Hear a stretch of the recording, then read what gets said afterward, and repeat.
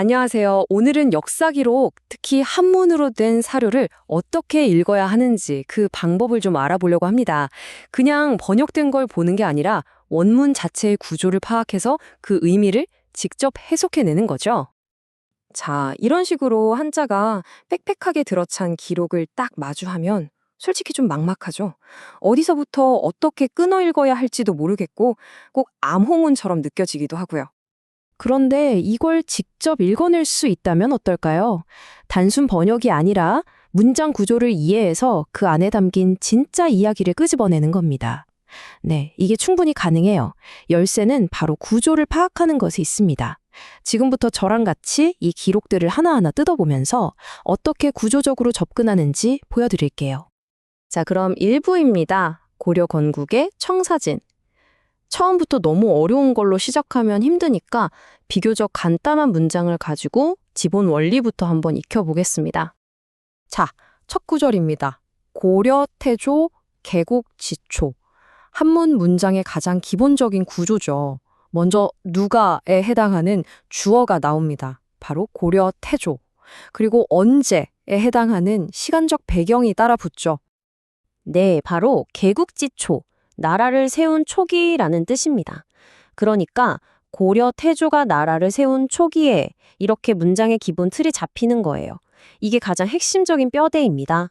주어와 배경, 이것만 찾아내도 일단 문장의 반을 해석한 거라고 볼 수 있습니다.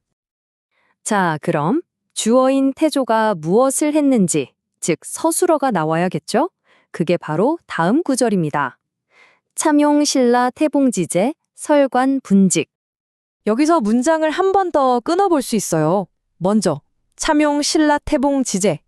핵심 동사는 참용입니다. 참고하여 사용했다는 뜻이죠. 그럼 무엇을 참고했는지가 목적으로 따라와야겠죠? 그게 바로 신라 태봉 지제, 신라와 태봉의 제도입니다. 그 결과로 한 행동이 설관 분직입니다. 설관, 관청을 설치하고 분직, 직책을 나누었다. 이걸 다 합치면 신라와 태봉의 제도를 참고해서 관청을 설치하고 직책을 나누었다. 이렇게 자연스럽게 해석이 됩니다. 그럼 왜 그렇게 관청을 설치하고 직책을 나눴을까요? 그 목적을 설명해주는 부분이 바로 이리서무입니다. 여기서 아주 중요한 글자가 바로 맨 앞에 있는 이자입니다. 이 글자는 뭐뭐로써 또는 뭐뭐 하기 위해서라는 목적이나 수단을 나타내는 역할을 해요. 그러니까 앞에 나왔던 행동의 이유를 설명해 주는 거죠. 그 목적이 뭐냐? 리서무. 리는 처리하다, 다스리다 라는 동사고요. 서무는 여러 가지 모든 업무라는 목적어입니다. 즉, 모든 업무를 처리하기 위해서라는 뜻이 되죠. 그런데 여기서 문장의 흐름이 한번 바뀝니다. 연기관호 혹잡방언. 맨 앞에 있는 연이라는 글자가 바로 그러나 라는 뜻으로 앞 내용과 다른 이야기를 하겠다는 신호, 일종의 전언어입니다. 주어는 기관호, 그 관청들의 명칭이고요. 그 명칭이 어땠다는 거죠? 혹 잡방언, 혹은 때때로, 잡은 섞여 있다. 뭐가 섞여 있었냐? 방언이 섞여 있었다는 겁니다. 여기서 말하는 방언은 지방사투리가 아니라 당시 기준으로 한자어가 아닌 고유어, 즉 순우리말을 의미하는 경우가 많습니다. 그럼 왜 우리말이 섞여 있었을까요? 사료는 그 이유에 대한 추측까지 제시합니다. 바로 마지막 구절, 개 초창미가 혁야입니다. 여기서 개라는 결자가 아마도 뭐뭐일 것이다 라는 추측을 나타내는 부사입니다. 그럼 그 이유가 뭐냐? 초창, 즉 나라를 처음 세우는 시기라 미가 혁야했다는 겁니다. 미는 아직 뭐뭐하지 못했다, 가는 결을, 여유, 혁은 고치다, 바꾸다. 이걸 다 합치면 개혁할, 즉 바로잡을 겨를이 없었기 때문이다 라는 뜻이 되죠. 건국 초기라 너무 정신이 없어서 관청 이름까지 세세하게 한자식으로 다 통일할 여유가 없었을 거라는 아주 현실적인 추측을 내놓는 겁니다. 자, 이렇게 기본적인 문장 구조 분석법을 알아봤습니다. 주어, 서술어, 목적어를 찾고 수식어나 접속어가 어떤 역할을 하는지 보는 거죠. 그럼 이제 이걸 가지고 맨 처음에 봤던 그 길고 복잡해 보였던 문장으로 한번 들어가 보겠습니다. 문화부의 흥망성쇠에 대한 기록이죠. 자, 첫 구절. 문화부 장백규 서무 기도첨의 봉박. 길어 보이지만 이것도 똑같이 끊어서 보면 됩니다. 일단 주어는 문화부겠죠. 고려의 최고 중앙 관청입니다. 이 문화부가 장했다. 장은 담당하다라는 동사로 쓰였습니다. 그럼 뭘 담당했냐? 목적어가 백규서무입니다. 모든 관리와 모든 업무를 총괄했다는 뜻이죠. 그리고 기도첨의 봉박. 기는 그곳에라는 뜻으로 문화부를 가리키고요. 도첨에라는 핵심 부서가 봉박을 했다는 겁니다. 여기서 봉박이라는 단어가 정말 중요한데요. 이게 바로 문화부의 핵심 권한을 보여줍니다. 봉은 부당한 왕명을 아예 봉투죄로 되돌려 보낸다는 뜻이고요. 박은 그 명령이 왜 부당한지 조목조목 따지고 논박한다는 의미입니다. 즉 왕이 내린 명령이라도 이건 잘못됐습니다 하고 거부할 수 있는 어마어마한 권한이었던 거죠. 자, 그 다음부터는 이 문화부라는 기관이 시간의 흐름에 따라 어떻게 변해갔는지를 쭉 나열합니다. 일종의 연대기처럼 서술되는 거죠. 보세요. 국초, 칭, 내의성.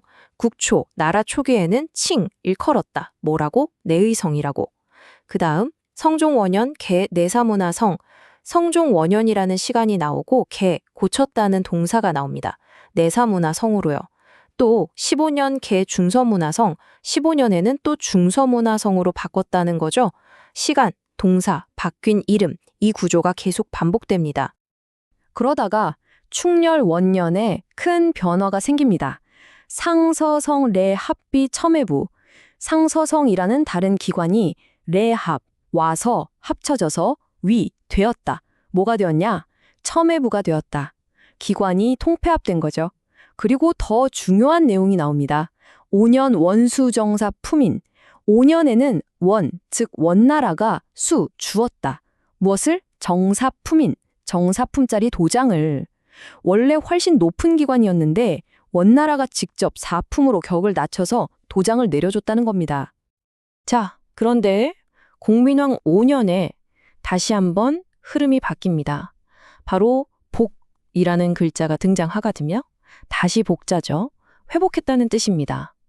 복칭 중서문화성. 다시 중서문화성이라고 칭했다. 그리고 별립 상서성. 별도로 상서성을 세웠다. 이 복이라는 한 글자와 별립이라는 단어를 통해 공민왕의 반원개혁 의지, 즉 원나라 간섭 이전의 제도로 되돌리려는 시도가 있었다는 것을 명확하게 읽어낼 수 있는 겁니다. 보세요. 저희가 한 거라고는 그냥 긴 문장을 시간 순서대로 그리고 주어, 동사, 목적어 구조로 끊어서 읽은 것뿐입니다. 그런데 그 결과 고려 최고 권력기관이 처음에 어떻게 불렸고 중간에 어떻게 바뀌었다가 원나라 때문에 어떻게 격화되고 또 공민왕 때 어떻게 복구되는지의 과정이 하나의 타임라인처럼 명확하게 그려지죠. 그냥 한자 덩어리가 아니라 하나의 역사가 되는 겁니다. 자, 그럼 3부에서는 지금까지 우리가 사용했던 이 방법을 간단하게 정리해 보겠습니다. 이건 비단 이 사료뿐만 아니라 다른 어떤 한문 기록을 읽을 때도 적용할 수 있는 아주 기본적인 틀이라고 생각하시면 됩니다. 핵심은 이 3단계입니다. 첫째, 일단 길면 무조건 끊으세요. 의미 단위로 구절을 나누는 겁니다. 둘째, 그렇게 나눈 덩어리 안에서 핵심 뼈대를 찾는 거죠. 누가, 무엇이, 즉 주어, 그리고 어쨌다, 즉 서술어. 마지막으로 그렇게 뼈대를 찾은 다음에 나머지 접속사나 부사 같은 사를 붙여서 전체적인 의미와 문맥을 완성하는 겁니다. 이 과정만 익숙해지면 어떤 기록을 보더라도 구조적으로 접근할 수 있게 됩니다. 결국 역사 기록을 읽는다는 건 그냥 옛날 이야기를 듣는 게 아니라 원문이 가진 구조를 통해서 당시의 상황, 변화, 그 안에 담긴 의도를 직접 읽어내는 과정입니다. 오늘 본 것처럼요. 이제 여러분도 다른 기록들을 보면서 그 안에 또 어떤 권력의 변화, 개혁의 의지, 혹은 저항의 흔적들이 숨어 있는지 직접 한번 찾아보시는 건 어떨까요?